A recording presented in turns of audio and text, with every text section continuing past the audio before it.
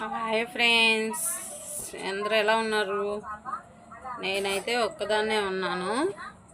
మా పిల్లలు మధ్యాహ్నం ఊరు వెళ్ళారు. అయితే ఇల్లంతా గందరగోళంగా ఉంది.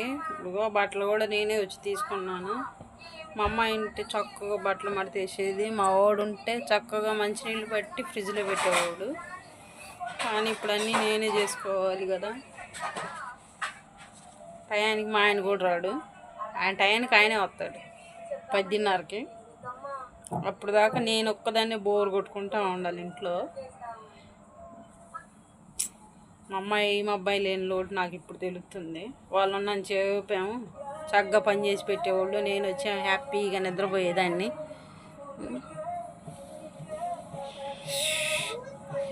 ఈ వీడియో నచ్చితే లైక్ చేయండి ఫ్రెండ్స్. సబ్స్క్రైబర్స్ మాత్రం చేయకుండా మాత్రం మానవద్దు. Bye friends.